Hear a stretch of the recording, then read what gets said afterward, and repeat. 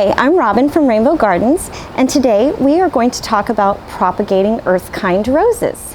And today we have with us a Cecile Bruner earth-kind rose. It is a climbing rose. It also comes in a small bush form. This is also called a sweetheart rose, smells very good, also referred to as deer candy. And then we also have a Rosa knockout rose, and it is red, very pretty. One thing that is very important when dealing with rose propagation is everything needs to be very clean.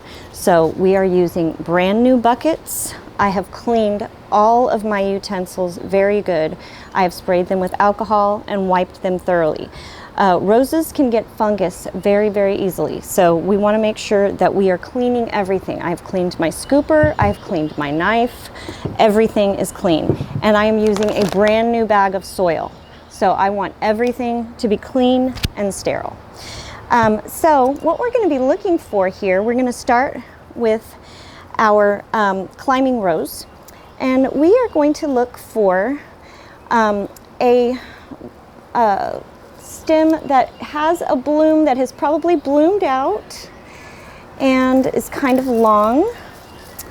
Let's see here. And the best time of year actually to get a cutting is in the spring. That's usually the easiest time. And you're going to want to do it in the morning when your plant is freshly hydrated. And you're going to want to find a branch that is long, has some long, healthy. You don't want to anything that has any yellow. So I've identified my branch, and I'm going to go ahead and cut it. I'm going to go right here. I think I'm going to just clip it right here. I'm going to leave this other guy on and get him right here. All right, I'm going to stick him in some water real quick so he doesn't dry out. I'm going to get a couple other clippings here.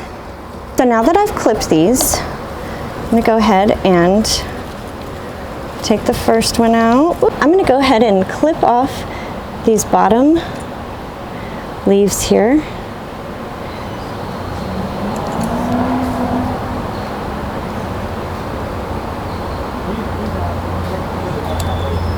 We're going to leave these top ones because they are going to receive the sunlight that is going to give the roots what they need to grow.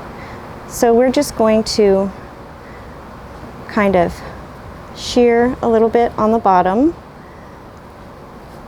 and cut at a 45-degree angle there, and then we're just going to kind of wound the bottom a little bit so that those roots can get started.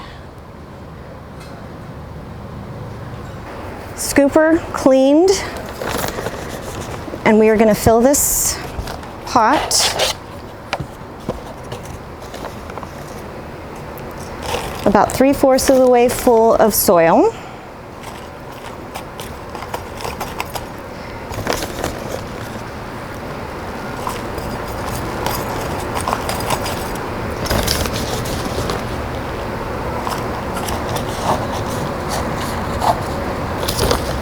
You want to pack that down in there good.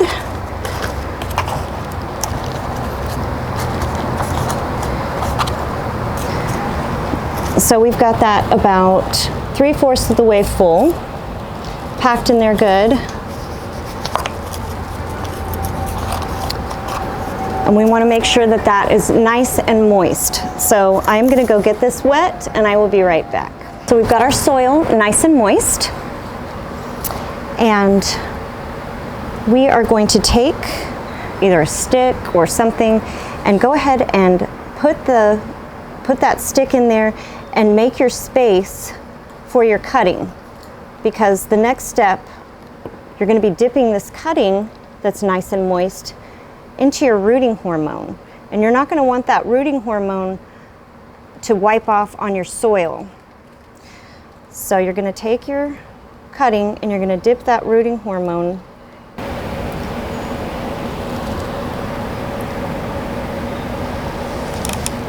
and then you stick it in and you're going to move the soil around it.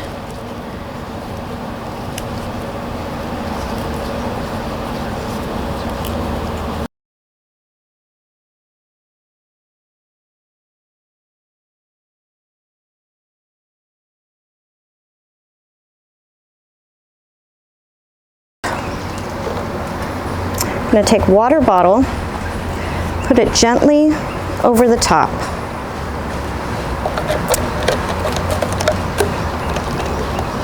The sky needs to be down just a little bit further.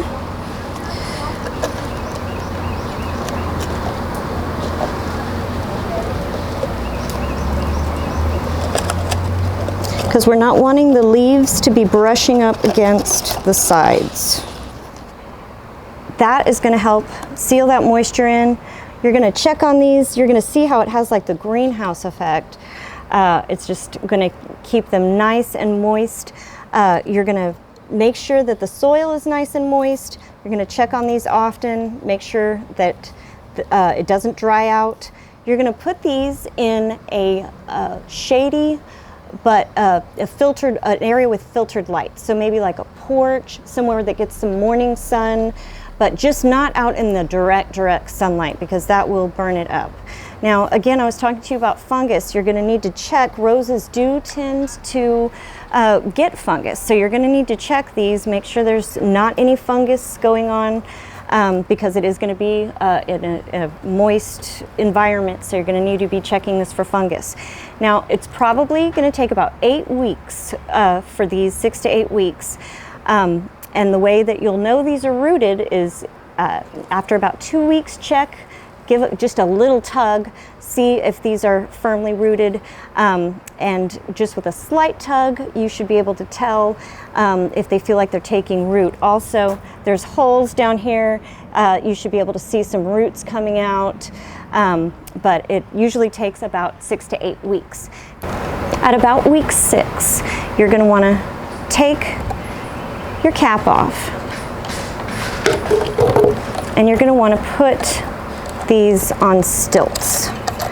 And why are you going to want to do this? Well, because you are going to want, these have been in enclosed air, in moisture for 6 weeks. You are going to want to do that to acclimate them to the outdoor air. That's where a lot of people lose their cuttings. They just take that off and throw it outside and you know, just put them out in the bright sun, and then they don't make it. They need to ease into that outdoor climate. So you're going to want to, you know, prop this up, and then eventually you can take the lid off, and eventually take that off. Keep them in the shade for a little while, and then slowly get them out into that full sun. Or if you're going to plant these in part shade, keep them in part shade. Congratulations, now you've got 3 new plants.